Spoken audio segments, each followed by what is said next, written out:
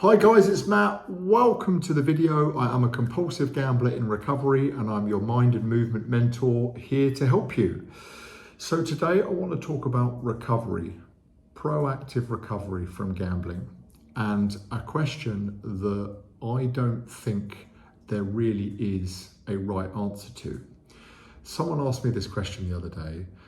They said, do you think it's a good idea to focus on and count the number of days that you are into recovery? And like I said a second ago, I don't think there is a right or wrong answer to this, but I'm going to give a couple of different kind of viewpoints. If you've ever been onto like a Gamblers Anonymous meeting, either in person or online, which I have several, you will hear obviously some people introduce themselves and they might say the date of the last bet was 12th of September 2021, whenever. And you can clearly see that that's someone that knows their date and is working towards a different milestone of whether it's the next month, the next year. And that I think does work very well for some people. On the flip side, I know there is some people that would sign on and maybe say I don't gamble anymore, and they wouldn't mention the date, and that is coming from the mode of I'm not going to make an identity around the fact that I am a compulsive gambler. You know, they say identity is one of the strongest forms of the human personality, and we like to subconsciously stay consistent to our identity. So if you just don't identify as a gambler altogether, then you don't have the thoughts like a compulsive gambler, you don't have the urges, the impulses. So I think that's incredibly powerful as well. And I guess I probably kind of do somewhere in the middle, which I realise is sitting on the fence and not really answering the question. I think another way that can be quite powerful though is, and I think it's one of those things where it's very personal preference. You've got to figure out what works for you. A bit like doing a healthy eating regime or something like that. There's more than one way to win, but it's kind of what's going to suit you best to keep you engaged and to keep you consistent most. I think one good way can be to kind of gamify the recovery a little bit and give yourself little kind of, I suppose, treats along the way. You know, when I get to a year, I'm going to do X or Y, or I'm going to treat myself to this or that.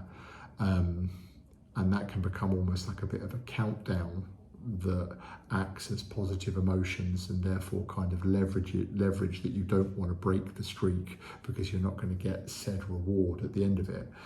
I think the downside to that is, as I've mentioned in other videos, is the kind of the other behavioural addictions that can dovetail into gambling addiction.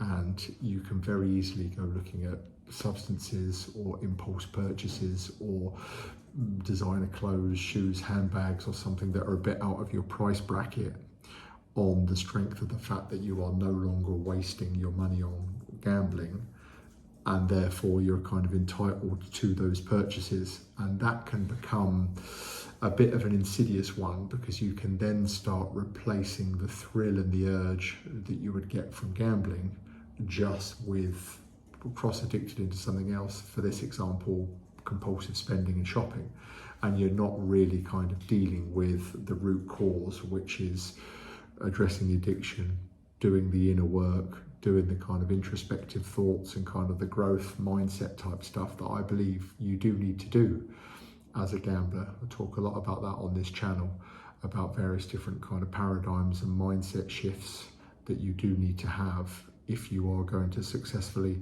recover, because it does take a lot of your time, energy, focus capital, mental bandwidth, and is a very cunning, powerful and baffling addiction. So I don't necessarily think there's any right or wrong way to go about it. I know people at both ends of the spectrum, and I think I would just say though that if you're not in active recovery, you are in or very close to being in active addiction. So you want to do something that feels like a proactive boost of your recovery. That could be something like a big visual representation of days and dates, and each day you don't gamble for, you put a big red or a big black cross next to the number, and something like that, if you're quite a visual person, can really be quite symbolic as you see the crosses filling up. And I think especially at the start, where if you have come to a bit of a hard stop of gambling, you've hit a rock bottom moment, or something has pivoted in your life drastically to the point where you're no longer gambling, you don't lose those urges and those kind of cravings straight away.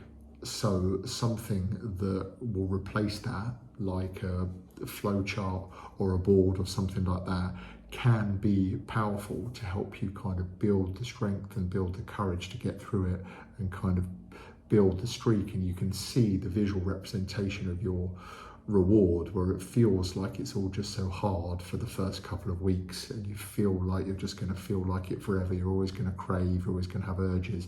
That can kind of be like a bit of hope to hold on to. So I'd love to hear your thoughts in the comments on this one. I really don't think there is a right answer. I think like it can be done successfully in a number of ways. It's probably one of those things which you probably do need, you fall one side of the line on, and I feel like I'm kind of quite in the center. But would love to hear your thoughts. I respond to all of the comments on these videos, and any kind of engaging, so liking, subscribing helps me grow the channel and therefore reach more people. This is a topic I'm incredibly passionate about.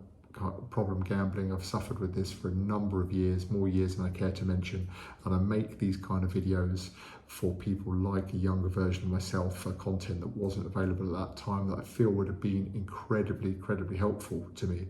And I have slightly abstract views on recovery and kind of thoughts that you might not necessarily get from mainstream thinking. So thanks so much for watching, and I will see you in the next video very soon.